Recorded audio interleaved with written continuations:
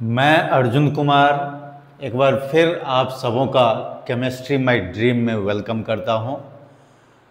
Chapter 2 जो structure of atom है उसको कंटिन्यू करते हुए आज का जो टॉपिक है वो है electronic configuration of atom, ion, Hund's rule, Pauli's exclusion principle and photoelectric effect.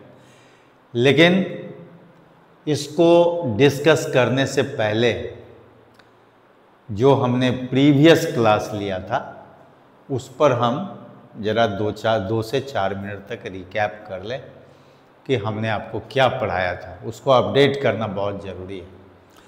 Last class में हमने आपको ऑर्बिटल्स की जानकारी दी थी, pictorial picture, 3 dimensional picture of orbital, और इसके बाद क्वांटम नंबर्स, ये हमने आपको डिटेल में बताया था।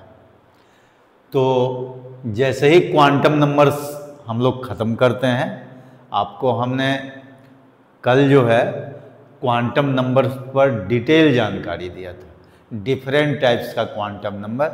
और वो जो क्वांटम नंबर है वो क्या बतलाता है, इलेक्ट्रॉन को कैरेक्टराइज करता है एटम के अंदर में कि इलेक्ट्रॉन जो है किस तरह से है, जैसे उसका लोकेशन क्या है, उसका एनर्जी क्या है, उसका ओरिएंटेशन क्या है, ये सारा कुछ हमने क्वांटम नंबर्स के द्वारा आपको बताया।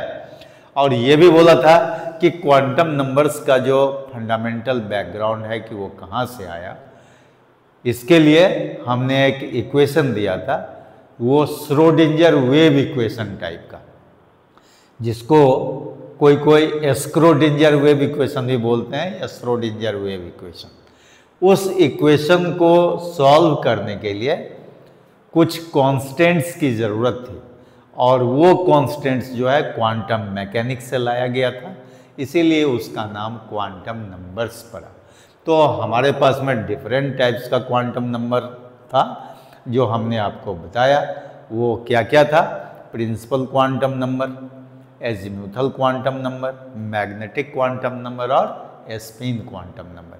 और सबों के बारे में हमने बहुत कुछ बताया कि प्रिंसिपल क्वांटम नंबर क्या देता है, एजीम्यूथल क्वांटम नंबर क्या देता है। अगर नटसेल में अगर हम फिर से आपको बता दें तो प्रिंसिपल क्वांटम नंबर जो है वो साइज ऑफ एटम देता है, एनर्जी ऑफ इलेक्ट्रॉन देता है ना, और सेल नंबर देता है। उसी तरह से एजीमुथल क्वांटम नंबर जो है वो आपको क्या बताता है, शेप ऑफ सबसेल और ऑर्बिटल बताता है। ऑर्बिटल का कॉन्सेप्ट हमको वहीं से मिलता है।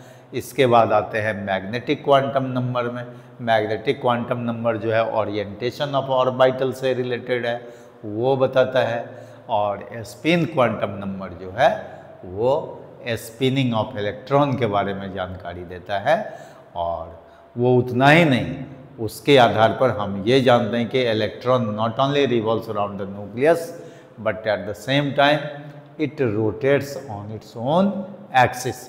तो ये सब क्वांटम नंबर में बहुत कुछ हम लोग जान गए। इसके बाद ऑर्बिटल की जो बात हुई उसमें हमने 3 डायमेंशनल पिक्चर देखा, एस ऑर्बिटल का, पी ऑर्बिटल का, डी ऑर्बिटल का, है ना, और एफ और जी ऑर्बिटल्स जो है वो कॉम्प्लिकेटेड शेप में हम लोगों ने उसको ये किया।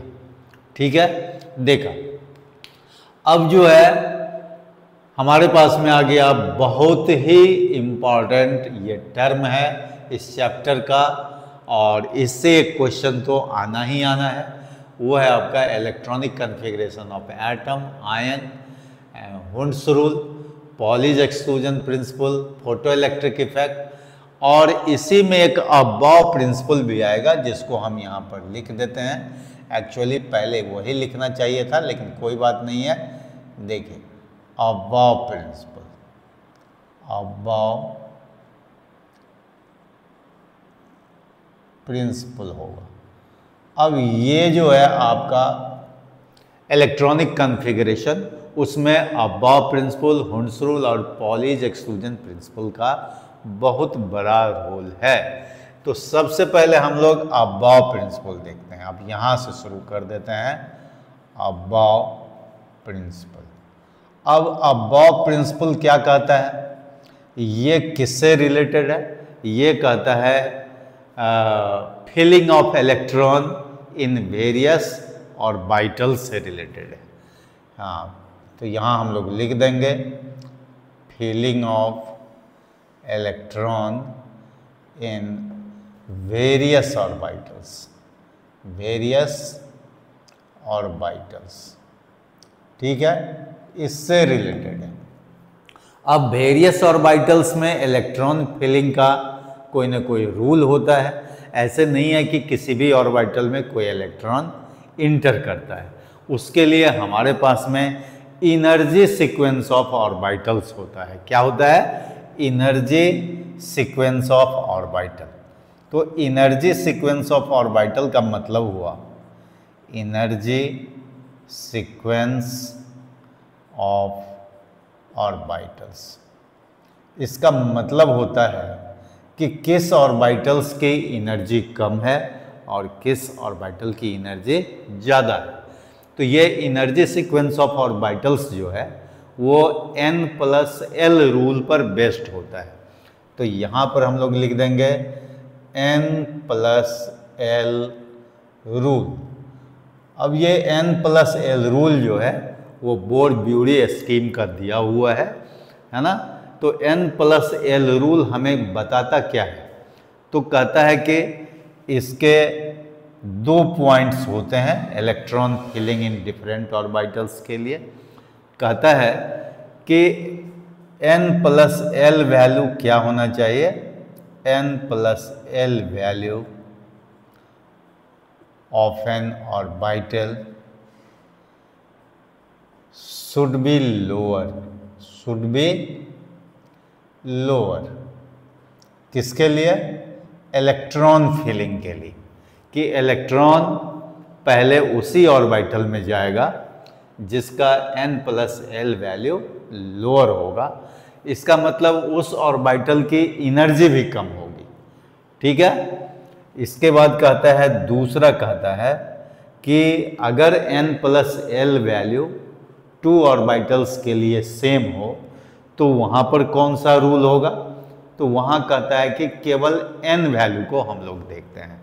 तो यहाँ लिख देंगे कि if 2 orbitals have the same n+l value,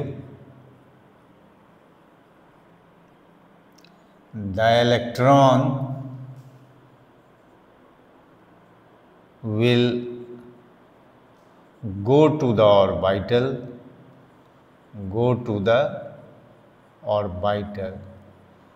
whose n value is lower, n value is lower।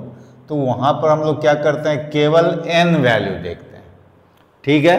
अब जैसे मान लीजिए n+, इस दोनों रूल को, n+l रूल को, है ना, पहले हम लोग यहाँ पर एक्सप्लेन करते हैं कि n+l वैल्यू कैसे हमको मिलता है। n हुआ प्रिंसिपल क्वांटम नंबर और l हुआ एजिमुथल क्वांटम नंबर। तो अगर हम लोग यहाँ पर इफ n = 1 ले लें तो l = क्या हो जाएगा? 0 होगा, क्योंकि हम लोग n का वैल्यू 1 से शुरू करते हैं और l का वैल्यू अकॉर्डिंगली जो है क्या होता है? 0 to n-1 तक होता है। तो इफ n = 1 देन l = 0। तो यहाँ पर n+l जो आप निकालेंगे वो 1 हो जाएगा। 1 + 0 दैट इज इक्वल टू 1। और कौन सा ऑर्बिटल यहाँ पर असाइंड होगा? तो देखिए 1, तो यहाँ n का वैल्यू है और l = 0 से s ऑर्बिटल होता है, तो ये 1s हो जाएगा। उसी तरह से कहता है कि अगर n = 2 हो तो l = क्या हो जाएगा? एक 0 होगा, दूसरा 1 होगा। तो n+l वैल्यू जो होगा ये क्या क्या हो जाएगा? एक 2 होगा और फिर 3 हो जाएगा। 2 कब होगा? जब l इक्वल टू 0 होगा और n इक्वल टू 2 होगा, और जब l इक्वल टू 1 होगा, n इक्वल टू 2 होगा, तो फिर n प्लस l 3 हो जाएगा। तो कौन कौन ऑर्बिटल यहाँ पर असाइंड होगा? तो देखिए 2s हो जाएगा और फिर यहाँ पर क्या हो जाएगा? 2p हो जाएगा, क्योंकि l इक्वल टू 1 क्या देता है? p ऑर्बिटल देता है। तो इस तरह से 1s 2s 2p।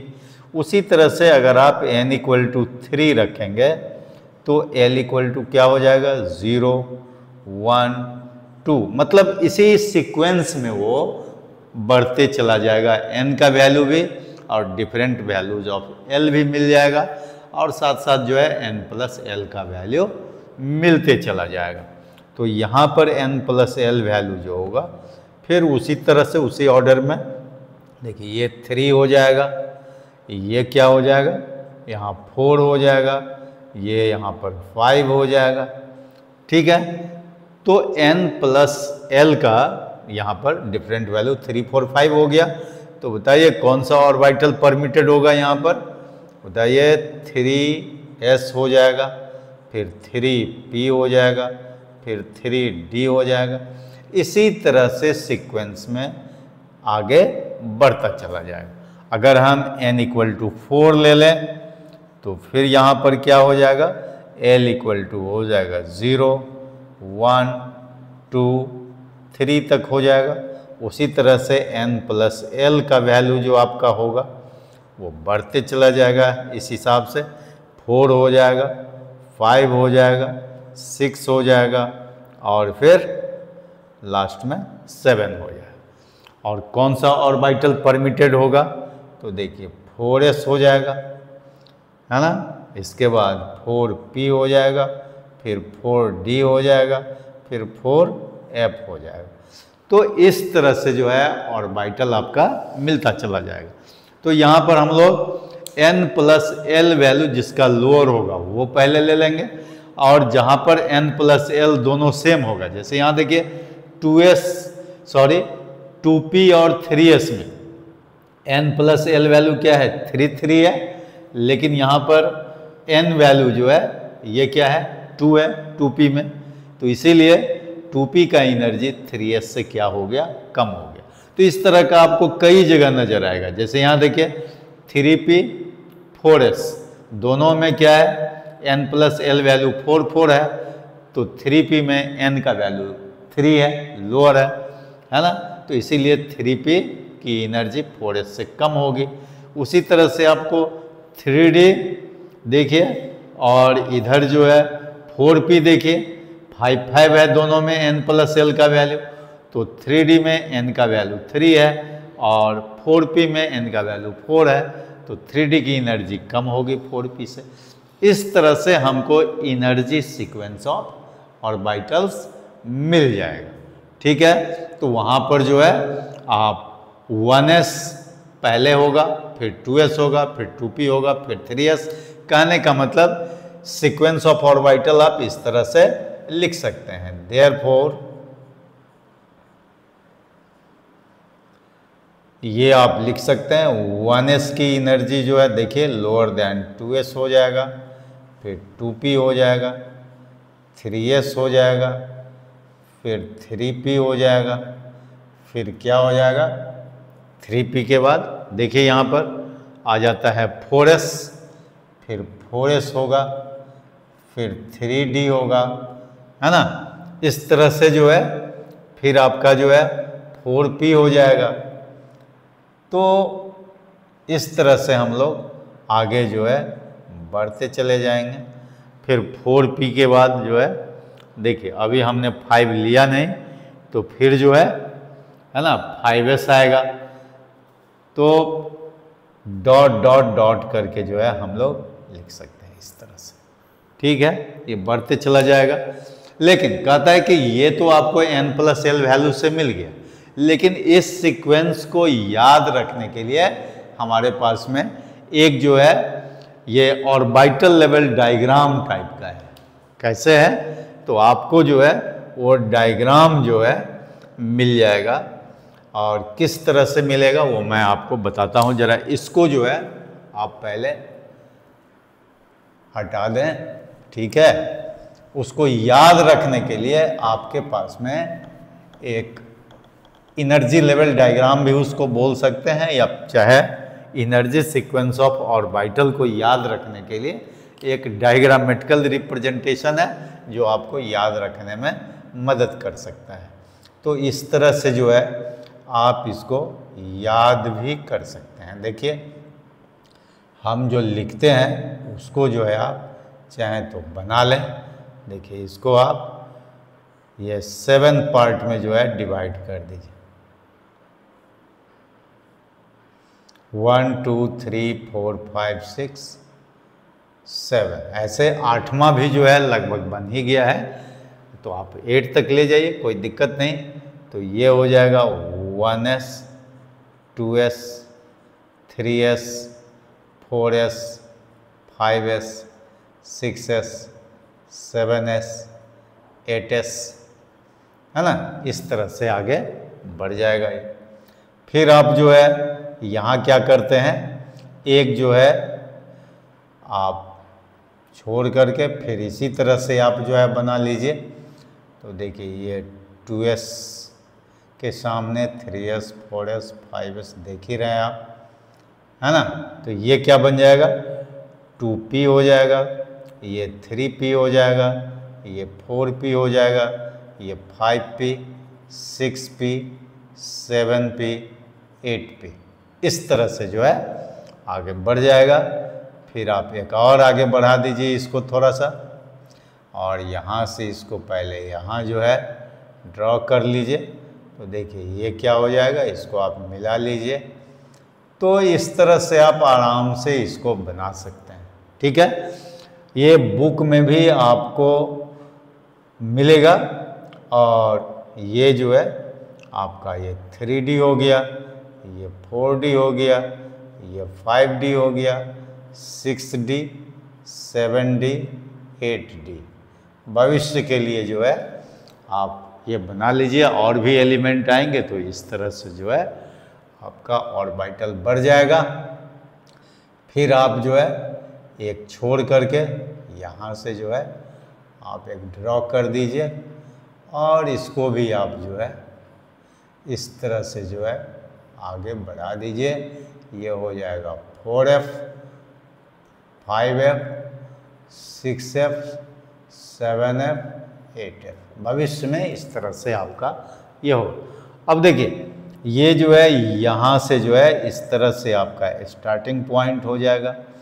ये देखिए बिल्कुल इसमें जो है इस तरह से आप इसको जो है ना एरो दे करके बना सकते हैं कि कौन पहले आएगा और कौन बाद में होगा, है ना।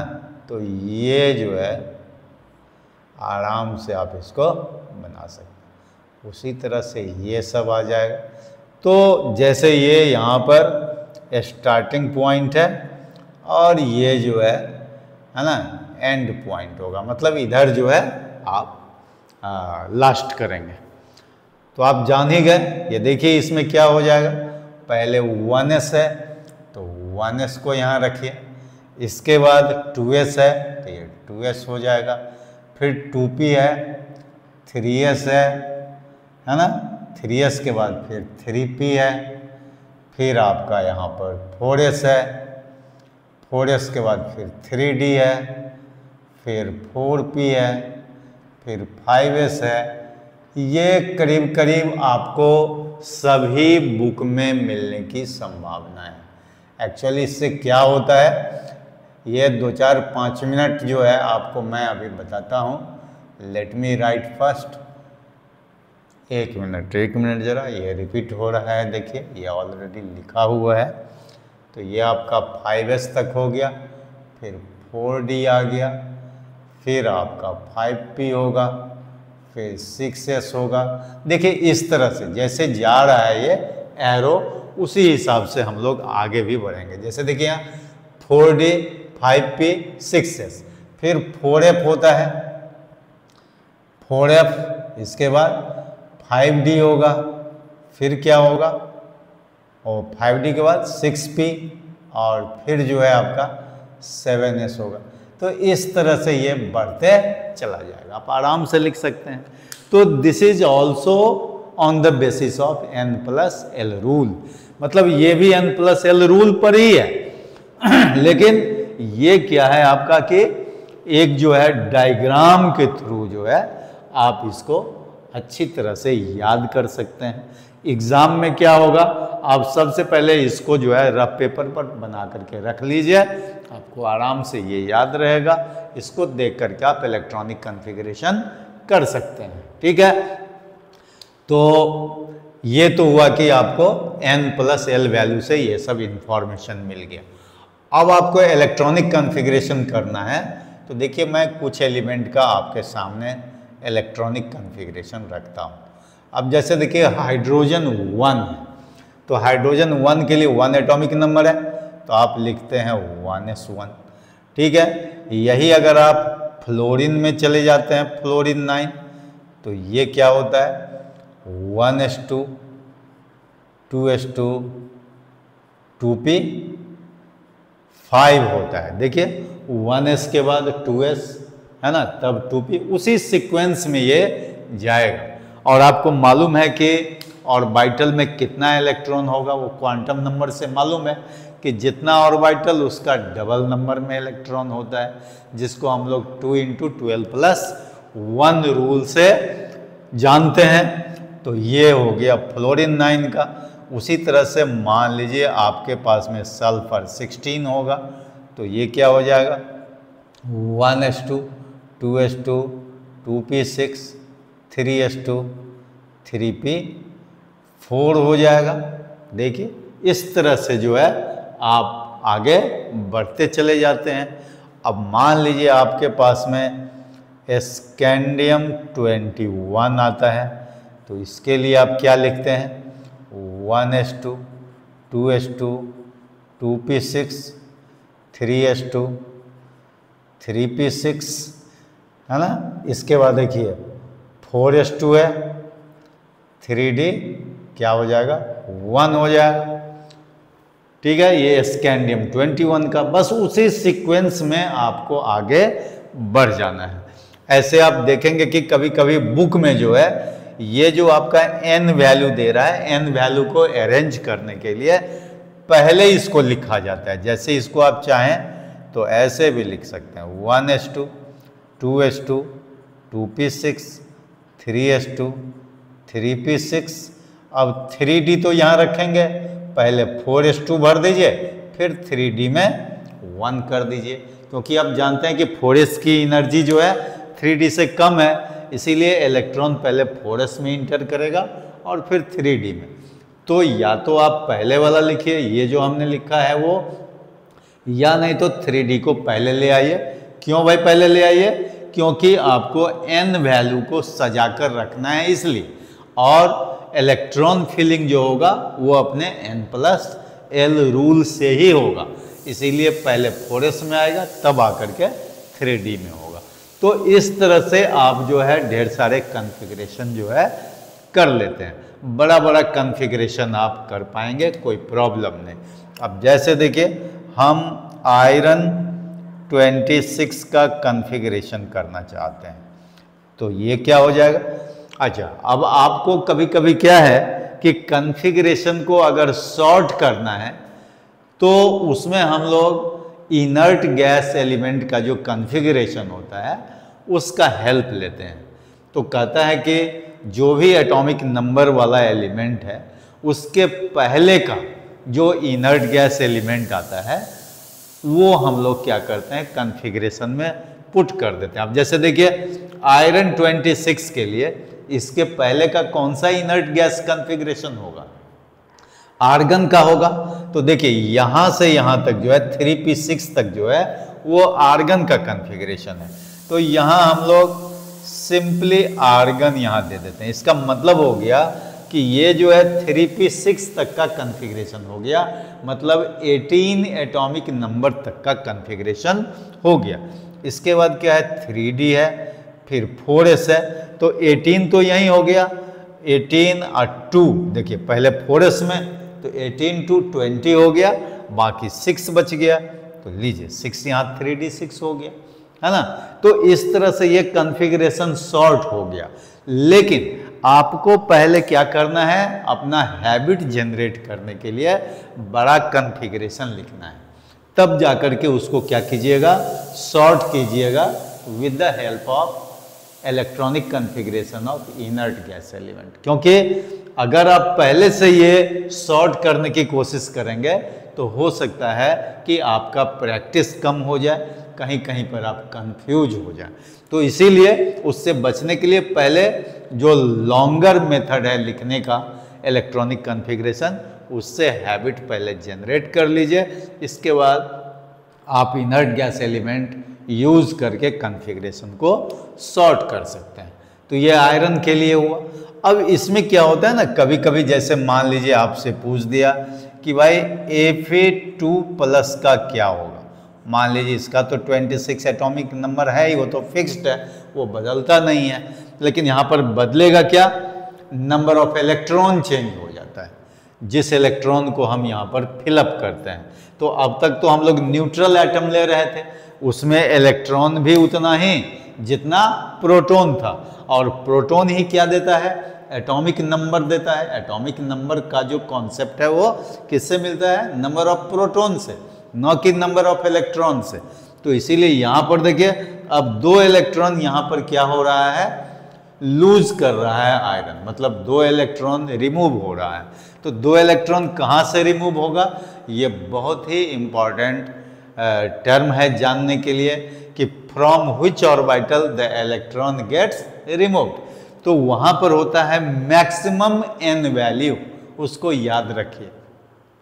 तो जहाँ n वैल्यू सबसे ज़्यादा होगा ऑर्बिटल का, उसी ऑर्बिटल से इलेक्ट्रॉन क्या होगा, रिमूव होगा। तो यहाँ पर बताइए कॉन्फ़िगरेशन क्या हो जाएगा, आर्गन तो यहाँ होगा ही, और यहाँ पर n वैल्यू किसका ज़्यादा है, 4s का, क्योंकि 4s में n वैल्यू 4 है और 3d में n वैल्यू 3 है। तो 4s से इलेक्ट्रॉन निकलेगा और यहाँ पर हम लोग 3d6 लिख देंगे। और 4s चाहे तो आप 0 भी लिख सकते हैं या फिर नहीं भी लिख सकते हैं, कोई ज़रूरी नहीं, क्योंकि 4s 0 का मतलब ही हो गया कि 4s में कोई इलेक्ट्रॉन नहीं है, वो खाली है, वो बैकेंड पड़ा हुआ है ना। तो वहाँ से इलेक्ट्रॉन रिमूव हो गया, बाहर चला गया। तो इस तरह से Fe2+ का कॉन्फ़िगरेशन है, ठीक है। उसी तरह से अगर आप चाहेंगे कि कोई एनाइन का हम कॉन्फ़िगरेशन लिखना चाहें तो भाई एनाइन का भी आप लिख सकते हैं। से फॉर एग्जांपल आपका मान लीजिए कि O- है, ये सिंगल देखिए, है ना। तो O- का जो है कॉन्फ़िगरेशन आप चाहेंगे तो लिख सकते हैं, है ना। और जैसे देखिए O- का कॉन्फ़िगरेशन, O का कितना होता है, 8 होता है। लेकिन मान लीजिए वो एक इलेक्ट्रॉन अगर गेन करता है, पहले O- के फॉर्म में होता है, तो वहाँ पर क्या हो जाएगा बताइए, ये हो जाएगा आपका, बोलिए 1s2 2s2 2p कितना हो जाएगा, यहाँ पर 5 हो जाएगा। क्यों भाई, क्योंकि 8 इलेक्ट्रॉन तो पहले से था ही, एक और गेन करके जो है इस पर एक माइनस चार्ज डेवलप हुआ है, तो यहाँ 2p क्या हो जाएगा, 5 हो जाएगा। कुल मिलाकर के 9 इलेक्ट्रॉन हो जाएगा। तो ये हो गया ना 1s2 2s2 2p 5 हो जाएगा। तो इस तरह से एनाइन का भी कॉन्फ़िगरेशन आप कर सकते हैं, ठीक है। अगर आप चाहेंगे तो बड़ा बड़ा जो है एटम ले सकते हैं, जिसका एटॉमिक नंबर काफ़ी बड़ा होता है, तो उसका भी कॉन्फ़िगरेशन आप कर सकते हैं with the help of energy sequence of orbitals, और at the same time n+l rule को अप्लाई करते हुए, ठीक है। तो इस तरह से जो है आपने कॉन्फ़िगरेशन कर लिया। अब इस कॉन्फ़िगरेशन में ये तो आपने लिख लिया। अब एक एडवांटेज मैं आपको बतलाता हूँ इस कॉन्फ़िगरेशन का। कहता है कि ये सारे कॉन्फ़िगरेशन जो है इसको हम लोग बोलते हैं सबसेल मेथड। क्या बोलते हैं, सबसेल मेथड बोलते हैं, ये सबसेल मेथड। अब आप कहेंगे कि भाई ऑर्बिटल भी तो यही sp-df से लिखा हुआ होता है। बिल्कुल होता है, लेकिन आप जानते हैं कि मैग्नेटिक क्वांटम नंबर क्या करता है, ऑर्बिटल को सबसेल से अलग करता है। कहने का मतलब यह कि orbitals are present in subshell, certain number of orbitals are there in particular subshell. ये आप पढ़ लेते हैं किससे, मैग्नेटिक क्वांटम नंबर से। इसीलिए ऑर्बिटल को सबसेल से डिस्टिंक्ट करने के लिए हम लोग क्या करते हैं, कोई बॉक्स पिक्चर ले लेते हैं, जो हमने आपको क्वांटम नंबर्स में बताया है। तो बॉक्स पिक्चर के द्वारा अगर आप चाहेंगे कि हम कोई भी कॉन्फ़िगरेशन को कर लें तो आराम से कर सकते हैं। जैसे देखिए एक छोटा सा एग्जाम्पल हम जैसे यहाँ देखिए F9 के लिए ही हम लोग रखते हैं। फिर से F9 के लिए हम लोग बॉक्स मेथड से, कहने का मतलब ऑर्बिटल मेथड से कॉन्फ़िगरेशन करते हैं। तो बोलिए 1s में कितना बॉक्स बनेगा, एक बॉक्स बनेगा और इसमें 2 इलेक्ट्रॉन होगा। देखिए यहाँ पर 2 इलेक्ट्रॉन दिया हुआ है, ठीक है। उसी तरह से 2s2 है, 2s2 में कितने बॉक्स बनेंगे, फिर से एक बॉक्स बनेंगे और इसको इस तरह से फिलअप करेंगे।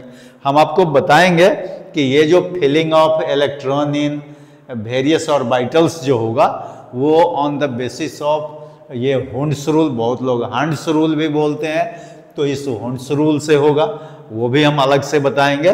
लेकिन पहले आपको हम बता देते हैं कि किस तरह से जो है इसको हम लोग ऑर्बिटल मेथड से भरते हैं। अब P में 3 ऑर्बिटल्स होता है ना, Px Py Pz। अब 5 इलेक्ट्रॉन को कैसे भरना है, तो देखिए एक एक करके पहले ऐसे भरते हैं। ये 3 इलेक्ट्रॉन हुआ, ये 4 हुआ, ये 5 हुआ, है ना। पेयरिंग ऑफ इलेक्ट्रॉन जो होता है वो ऑपोजिट स्पिन में होता है। वहाँ पर हम हंड्स रूल में आपको बताएंगे कि भाई pairing of electron takes place in degenerate orbital with opposite spin, उसका वो स्टेटमेंट होता है। वो समझ लीजिए कि यहाँ पर हम लागू भी कर दिए, लेकिन उसको मैं अलग से भी आपको बताऊंगा। तो ये ऑर्बिटल मेथड से कॉन्फ़िगरेशन हो गया। इसको हम लोग बोल सकते हैं ऑर्बिटल मेथड। क्या बोलेंगे, ऑर्बिटल मेथड। तो एक था आपका सबसेल मेथड, दूसरा ऑर्बिटल मेथड। अब तीसरा जो बचा है वो सेल मेथड बचा। अब सेल मेथड के लिए आपके पास में ये दिया हुआ है। देखिए सेल मेथड में क्या होता है, KLMN मेथड। तो बताइए के सेल इसको रिप्रेजेंट कर रहा है, फर्स्ट सेल को के बोलते हैं। तो के सेल में कितना इलेक्ट्रॉन है, 2 इलेक्ट्रॉन है। एल सेल में कितना है, तो 2 को एल बोलते हैं हम लोग। तो बताइए 2 में कितना है, सेकंड सेल में 2 + 5 मतलब 7 इलेक्ट्रॉन। तो एल में हो जाएगा 7 हो जाएगा। तो इस तरह से इसको हम लोग बोलेंगे सेल मेथड। तो बताइए आपके पास में एक बार अगर सबसेल मेथड हो गया तो ऑर्बिटल मेथड भी साथ में मिल गया और साथ ही साथ सेल मेथड भी मिल गया। इसीलिए अलग से कोई सेल मेथड और ऑर्बिटल मेथड जानने की ज़रूरत नहीं है। केवल यही जो सबसेल मेथड है आपका, जिसको कभी कभी लोग ऑर्बिटल मेथड भी बोलते हैं, क्योंकि sp-df सबसेल का भी नाम है और ऑर्बिटल का भी नाम है, तो उसमें कुछ भी बोल सकते हैं। लेकिन जब भी ऑर्बिटल और सबसेल को डिस्टिंक्ट करना हो तो ऑर्बिटल को आप जो है बॉक्स पिक्चर से दिखा दीजिए और सबसेल को sp-df से दिखा दीजिए। Is it clear? तो इस तरह से आपका इलेक्ट्रॉनिक कॉन्फ़िगरेशन भी क्लियर हो गया। अब इस इलेक्ट्रॉनिक कॉन्फ़िगरेशन के बाद जो है आपका देखिए क्या है इसमें तो ये अबव प्रिंसिपल खत्म हो गया, जो अबव प्रिंसिपल हमने लिखा था। अब अबव, ये जो है अबव प्रिंसिपल का मतलब ये नहीं है कि above is the name of scientist, ये कोई साइंटिस्ट का नाम नहीं है। अबव जो है कोई जर्मन वर्ड है जिसका मीनिंग होता है building up of. Building up का मतलब हुआ क्या बिल्डिंग, भाई किसका निर्माण होगा, तो बिल्डिंग अप ऑफ ऑर्बिटल्स। कहने का मतलब ऑर्बिटल्स का बनना। तो ऑर्बिटल किससे बनता है, n और l वैल्यू से बनता है, जो अभी अभी हमने लिया और आपको सीक्वेंस ऑफ ऑर्बिटल्स दिया। चलिए अब हम लोग बात करते हैं ये जो आपका हुंड्स रूल है, चलिए 1 मिनट में हुंड्स रूल जान लीजिए। कोई हुंड्स रूल बोलते हैं, कोई हंड्स रूल बोलते हैं, तो उससे कोई दिक्कत नहीं है, आप हुंड्स रूल ही बोलिए।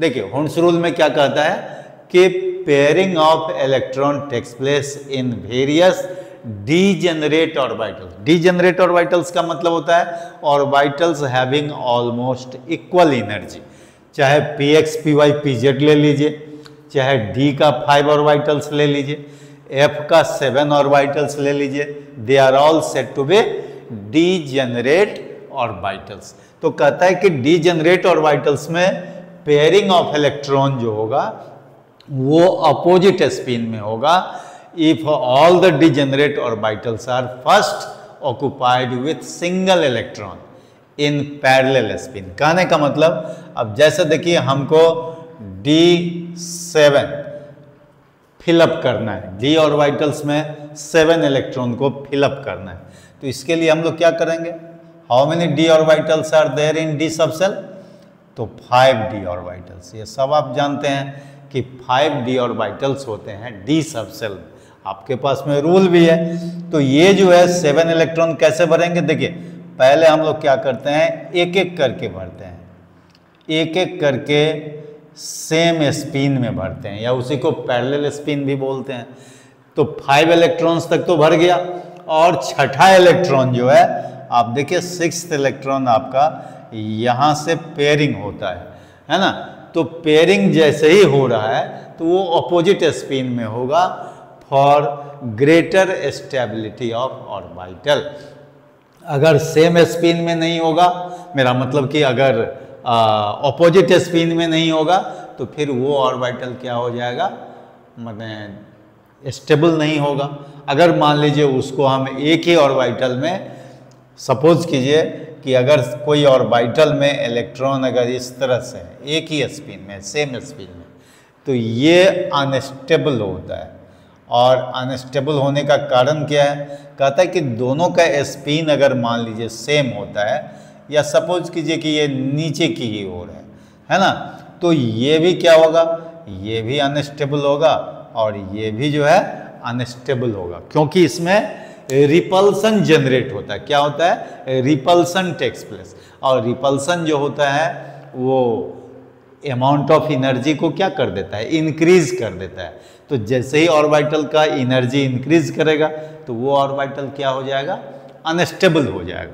इसीलिए हम लोग इसको ऑपोजिट स्पिन में भरते हैं। कैसे भरते हैं, ऑपोजिट स्पिन में। अब जैसे मान लीजिए ये है ऑर्बिटल, तो इस तरह से इसको हम लोग भर सकते हैं, या फिर अगर आप चाहेंगे कि नहीं पहले हम नीचे की ओर ही दें, तो कोई दिक्कत नहीं है, ऐसे नीचे रहेगा तो ऊपर रहेगा, ठीक है। तो इस तरह से जो है ऑर्बिटल की स्टेबिलिटी बढ़ती है। अब देखिए, तो ये D7 को आप इस तरह से फिलअप कर सकते हैं। तो इस तरह से हम लोग हुंड्स रूल को जो है पढ़ लेते हैं। तो हुंड्स रूल जो है वो filling of electron in various degenerate orbitals देता है, where pairing of electron takes place with opposite spin. चलिए वो हो गया। इसके बाद कहता है पॉलीज एक्सक्लूजन प्रिंसिपल क्या है। अब पॉलीज एक्सक्लूजन प्रिंसिपल जो है वो भी हम लोग जल्दी से पढ़ लेते हैं। पॉलीज एक्सक्लूजन प्रिंसिपल, ये तो ऊपर में लिखा हुआ है इसीलिए मैं इसको शॉर्ट कर देता हूँ। तो ये पॉलीज एक्सक्लूजन प्रिंसिपल कहता है कि किसी भी दो इलेक्ट्रॉन के लिए उस एटम में चारों क्वांटम नंबर सेम नहीं हो सकता। कहता है कि no two electrons can have the same set of 4 quantum numbers. कहने का मतलब कोई भी आप कॉन्फ़िगरेशन ले लीजिए, सपोज कीजिए कि हमने यहाँ पर ऑक्सीजन 8 का कॉन्फ़िगरेशन ले लिया, तो ये होता है 1s2 2s2 2p4 हो जाएगा, है ना। ये हो गया ऑक्सीजन का electronic configuration by subshell method कहिए या ऑर्बिटल मेथड कहिए। अब कहता है पॉलीज एक्सक्लूजन प्रिंसिपल के हिसाब से किसी दो इलेक्ट्रॉन को आप सेलेक्ट कर लीजिए और उसका चारों क्वांटम नंबर्स जो है निकालिए कहता है कि मैक्सिमम 3 क्वांटम नंबर्स तक तो सेम हो सकता है, लेकिन एक क्वांटम नंबर ऐसा होगा जो डिफर करेगा। कहने का मतलब चारों क्वांटम नंबर कभी भी सेम नहीं हो सकता है। तो यहाँ पर हम लोग देखते हैं आपको जो है, जैसे मान लीजिए हमने थर्ड इलेक्ट्रॉन ले लें, है ना, एंड सिक्स्थ इलेक्ट्रॉन ले लें। इसका जो है हम लोग कोशिश करते हैं इलेक्ट्रॉनिक कॉन्फ़िगरेशन से, है ना, क्वांटम नंबर निकालने का। तो थर्ड इलेक्ट्रॉन के लिए बताइए, थर्ड इलेक्ट्रॉन कहाँ पर फॉल करेगा? 2s में। तो यहाँ पर हम लोग जो है 2s के लिए ये लिख देते हैं, ये आपका हो गया 2s2, है ना। तो इसमें 1s2 में तो 2 इलेक्ट्रॉन है, थर्ड इलेक्ट्रॉन के लिए ये जो होगा आपका, वो इलेक्ट्रॉन को हम लोग कंसीडर करेंगे और उसमें हमको क्या क्या निकालना है? n निकालना है, l निकालना है, m देखना है और s का वैल्यू देखना है। यही चारों क्वांटम नंबर देखना है। तो बताइए 2s2 में n का वैल्यू सामने में 2 दिख रहा है, l का वैल्यू s के लिए 0 होता है जो आप पहले से जानते हैं, m का वैल्यू भी 0 हो जाए क्योंकि वो l के वैल्यू पर डिपेंड करेगा, और s का वैल्यू देखिए, इस इलेक्ट्रॉन को हम लोग पैरेलल स्पिन में लेते हैं या क्लॉकवाइज डायरेक्शन में, तो वो +½ ले लेंगे। तो अगर इसके लिए +½ लेंगे तो ऑटोमेटिकली दूसरा इलेक्ट्रॉन जो उस ऑर्बिटल में है उसके लिए क्या हो जाएगा? s वैल्यू -½ हो जाएगा। तो चलिए ये चारों क्वांटम नंबर का वैल्यू मिल गया। उसी तरह से सिक्स्थ इलेक्ट्रॉन के लिए हम कौन सा ऑर्बिटल इसमें सेलेक्ट करेंगे? देखिए यहाँ पर 4 इलेक्ट्रॉन तो 2s2 तक है और 5वां से लेकर के लास्ट इलेक्ट्रॉन तक जो है 2p में, तो आपके पास में ये 2p आ जाएगा। तो देखिए 2p ऑर्बिटल्स में कितने इलेक्ट्रॉन है? 4 इलेक्ट्रॉन है। चारों इलेक्ट्रॉन को आप दिखा दीजिए। तो 4 तो 2s2 तक है, ये 5 हुआ, ये 6 हुआ, ये 7 हुआ और 8वां इलेक्ट्रॉन ये होता है। ठीक है, तो देखिए आपको सिक्स्थ इलेक्ट्रॉन की जरूरत है। तो ये 4 है, ये 5 है और ये 6 है। मतलब ये 4 हुआ तो ये 5 और ये 6 हुआ, सॉरी ये 4 तो आपका 2s2 में है, तो ये 5वां हो गया, ये 6ठा हो गया। तो इस इलेक्ट्रॉन के लिए हमको चाहिए n, l, m और s चाहिए। बताइए तो छठा इलेक्ट्रॉन के लिए क्या हो जाएगा? ये आपका क्या है? 2p4 है। यहाँ पर हम लोग लिख देते हैं 2p4। अब बताइए 2p4 के लिए n = 2, ये सामने में दिख रहा है। p l = 1 होता है p के लिए, ये मैंने आपको एजिमुथल क्वांटम नंबर में बताया है। अब मैग्नेटिक क्वांटम नंबर का वैल्यू क्या होता है? वो तो l पर डिपेंड करता है। तो इसका क्या हो जाएगा? -1 0 +1। तो देखिए -1 इसके लिए हुआ, 0 इसके लिए हुआ, बीच वाले के लिए 0 हो गया और इसके लिए क्या हो जाएगा? +1 हुआ। तो हमको तो बीच वाले इलेक्ट्रॉन के लिए चाहिए, तो वो m वैल्यू हो जाएगा 0 और s वैल्यू ऊपर की ओर है, तो ये भी +1। अब इस दोनों क्वांटम नंबर्स का जो वैल्यू है दोनों इलेक्ट्रॉन के लिए, एक थर्ड इलेक्ट्रॉन के लिए, एक सिक्स्थ इलेक्ट्रॉन के लिए, इसको हम लोग कंपेयर करेंगे और जैसे ही कंपेयर करेंगे तो आपको लगेगा कि चारों क्वांटम नंबर सेम नहीं है। इसलिए हम लोग बोलते हैं कि Pauli's exclusion principle is valid, है ना। तो इस तरह का एग्जाम्पल एग्जाम में आपसे पूछा जाएगा। तो ये हो गया पॉलीज एक्सक्लूजन प्रिंसिपल।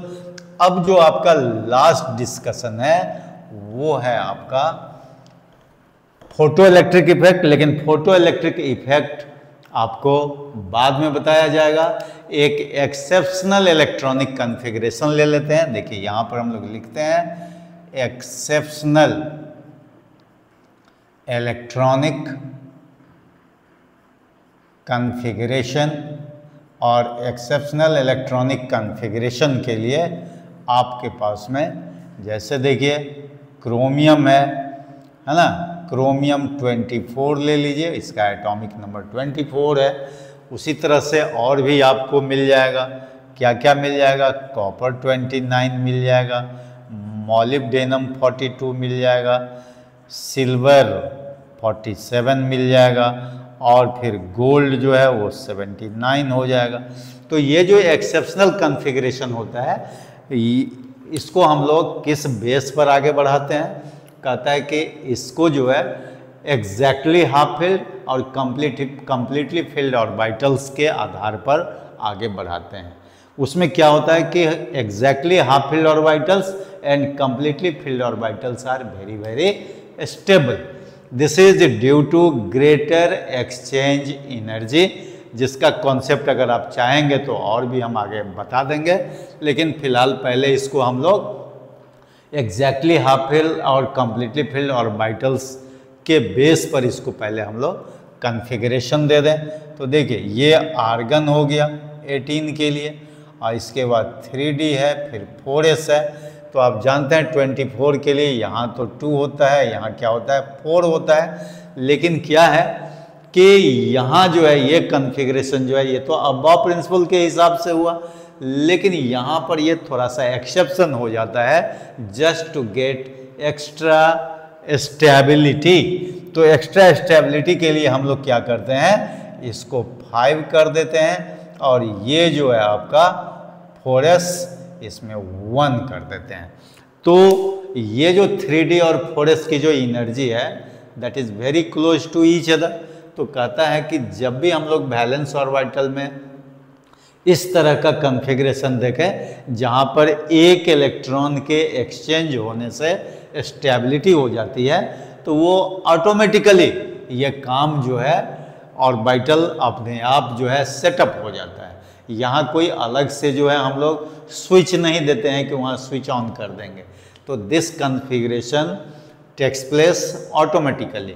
तो ये देखिए इससे क्या हो जाता है कि ये देखिए हाफ फील्ड है, ये भी हाफ फील्ड हो गया, 4s 1 हाफ फील्ड हो गया, और 3D 5 भी जो है हाफ फील्ड ऑर्बिटल है, ये ज़्यादा स्टेबल है।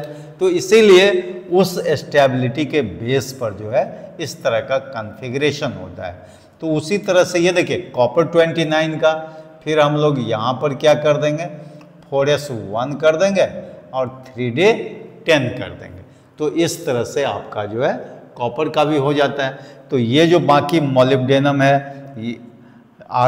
ये सिल्वर है और गोल्ड है, ये सारा जो है आप भी कर सकते हैं। ये होमवर्क में आप करके लाएंगे। तो नेक्स्ट क्लास में आपको थोड़ा सा हम लोग फोटो इलेक्ट्रिक इफेक्ट के बारे में जानकारी देंगे।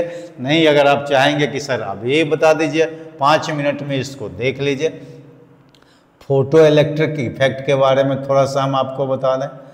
फोटो इलेक्ट्रिक इफेक्ट कहता है कि ये फोटो इलेक्ट्रिक इफेक्ट जो है, देखिए कहता है कि एक यहाँ पर जो है आप एक सोर्स ऑफ लाइट ले लीजिए। इस सोर्स ऑफ लाइट यहाँ लिख दीजिए सोर्स ऑफ लाइट रेडिएशन, ठीक है।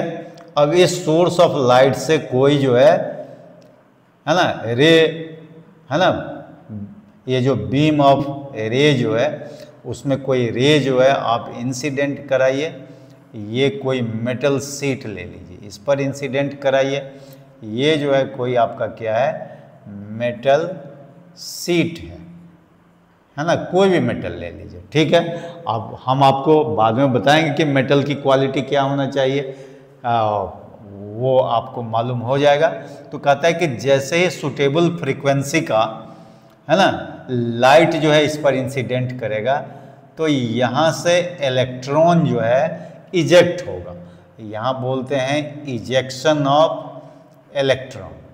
तो इसको हम लोग क्या बोलते हैं फोटो इलेक्ट्रॉन बोलते हैं। क्या बोलते हैं फोटो इलेक्ट्रॉन। क्यों भाई फोटो इलेक्ट्रॉन बोलते हैं? क्योंकि ये इलेक्ट्रॉन रिमूव होता है with the help of light radiation with suitable frequency. तो कहता है कि when light radiation with suitable frequency is allowed to incident on a sheet of metal, electrons are ejected from the metal, है ना। तो ये तो फोटो इलेक्ट्रिक इफेक्ट हो गया। अब कहता है कि इसका एक मैथमेटिकल फॉर्म है कि E is equal to E1 plus E2। अब यहाँ पर E क्या है, ये सोर्स ऑफ लाइट से हमने क्या लिया है एनर्जी लिया है। तो energy of source of light this is divided into, ये हो जाता है वर्क फंक्शन और जिसका दूसरा नाम होता है थ्रेशोल्ड एनर्जी। तो वर्क फंक्शन और थ्रेशोल्ड एनर्जी आप बोल सकते हैं, ठीक है। और बाकी जो एनर्जी बचता है वो काइनेटिक एनर्जी ऑफ इलेक्ट्रॉन में जो है काइनेटिक एनर्जी ऑफ इलेक्ट्रॉन में कन्वर्ट हो जाता है, ठीक है। तो अगर हम E equal to H nu ले लें तो E1 इक्वल टू क्या हो जाएगा, एच न्यू नॉट हो जाएगा। ऊपर में भी नॉट लिख सकते हैं या नीचे लिख सकते हैं, कोई प्रॉब्लम नहीं, plus half M V square.